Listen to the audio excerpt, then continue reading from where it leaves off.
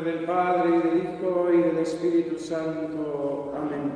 Alabado sea Jesucristo. Sea por siempre bendito y alabado. Voz que clama en el desierto, preparad el camino del Señor. Esas voces de las que nos hablaba, que comenzábamos ayer a considerar Santo Tomás de Villanueva, la voz de los bienes, de los favores, de las gracias que Dios nos ha concedido, gracias materiales y gracias espirituales, son muchas veces ocasión, en vez de reclamo para ir a Dios, para reconocernos criaturas y reconocernos agradecidos ante tan gran benefactor, son, como digo, muchas veces ocasión de perdición, pues hacemos de ellas mismas en nuestro fin, y en ella ponemos todo nuestro afán, y para ella buscamos todas las cosas para conseguirlas, pensando que nuestra felicidad y la realización de nuestro fin último está en esas mismas cosas. Podemos referir las palabras del apóstol San Pablo en la carta a los romanos, cuando dice que dando la espalda a Dios, se volvieron a las criaturas. Y así es el corazón del hombre.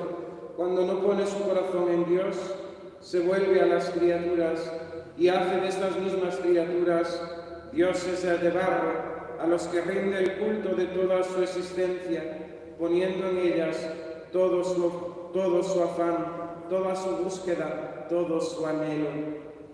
Bien sabemos cuán peligrosas son muchas veces las riquezas que endurecen el corazón y lo embotan para las cosas sobrenaturales.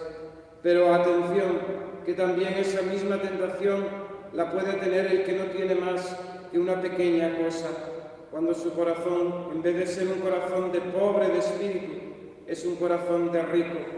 Puede hacer de la mínima posesión su gran tesoro y su gran Dios terrenal. La segunda voz que hace oír Dios a los pecadores en el desierto es la voz de la predicación de la Iglesia a través de sus ministros. A lo largo de la historia de la salvación, Dios nuestro Señor envió a profetas, envió a hombres y mujeres elegidos por Él para predicar a su pueblo la conversión, para predicar a su pueblo su pecado, para que se volviesen arrepentidos al Dios verdadero. Juan Bautista anuncia en medio del desierto al Mesías que está próximo. Es la voz de la palabra, la voz del Verbo que resuena y que sigue resonando a través de la predicación de su Iglesia. Pues el mismo Dios, el mismo Verbo, se hizo carne y habitó entre nosotros para hablarnos con palabras que entendamos acerca del misterio del reino de Dios. El mismo Señor Jesucristo dedicó 3 años de su vida predicando, pero toda su vida es predicación, verdad para nosotros, modelo y ejemplo de vida y, en definitiva, camino para alcanzar la verdad. Nuestro Señor Jesucristo envió a sus apóstoles a predicar el Evangelio a toda criatura hasta el confín de la tierra. Id al mundo entero y predicad el Evangelio. El que crea y se bautice se salvará, el que se resista a creer se condenará. Y así la Iglesia durante estos más de 2000 años sigue predicando el Evangelio. Quizás hoy nos han tocado tiempos difíciles y, como recientemente afirmaba un obispo español, valiente en su predicación, dice: es triste ver que muchas veces en nuestra Iglesia de hoy no resplandece la verdad, porque los predicadores se han hecho cobardes, porque los predicadores se han hecho mundanos, porque los predicadores han asumido un pensamiento que no es el Evangelio, un pensamiento que no es conforme a la verdad y a la radicalidad de nuestra fe cristiana. Pero a pesar de ello, Dios se hace oír a través de la vana predicación. Es así, y ya lo decía el apóstol San Pablo, Dios que se ha servido para traer a los hombres a la salvación a través de algo tan vano como puede ser una palabra humana. una palabra humana por la que actúa Dios nuestro Señor y que nosotros como creyentes no hemos de ver simplemente como palabra humana, sino como palabra de Dios dirigida a cada uno de nosotros. El mismo apóstol San Pablo en la carta a los tesalonicenses afirmaba: daba gracias a Dios nuestro Señor, porque aquellos creyentes, aquellos hombres de Tesalónica, habían escuchado su predicación no como palabra de hombre, sino como palabra de Dios. Habían llegado a la fe y por ella a la salvación. Pero también es cierto que el mismo apóstol Pablo experimenta el rechazo a su predicación, cuando en Atenas aquellos que le escuchaban se burlaban y se mofaban de él, cuando les predicaba acerca del misterio de la resurrección. Ven mañana y te escucharemos, le dijeron.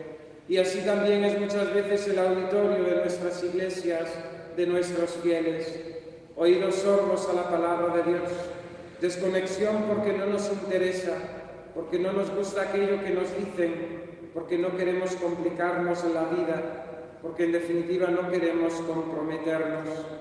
Si bien escuchamos, pero esa semilla no cae en nosotros, sino como desierto y como terreno pedregoso, esa palabra de Dios predicada por la Iglesia y sus ministros queda infecunda en nosotros.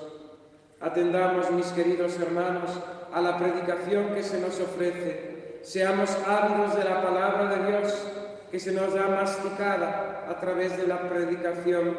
Meditémosla y guardémosla en nuestro corazón para vivirla, y así recibiremos también la alabanza del Redentor, que dice: bienaventurados los que escuchan la palabra de Dios y la cumplen.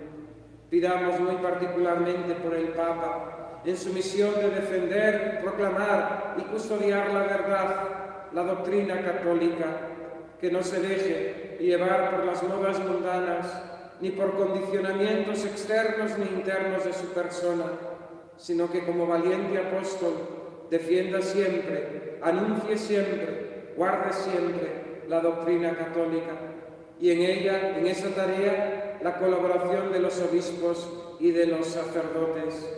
No nos predicamos a nosotros mismos, sino que predicamos a Cristo crucificado. Hemos de predicar a Cristo crucificado con valentía ante un mundo que hoy tristemente hace oídos sordos, no quiere oír, rechaza la misma verdad.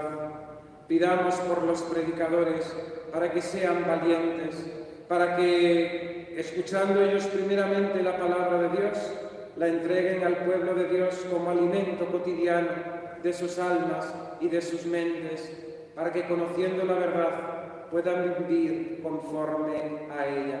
Que así sea. En el nombre del Padre, y del Hijo, y del Espíritu Santo. Amén.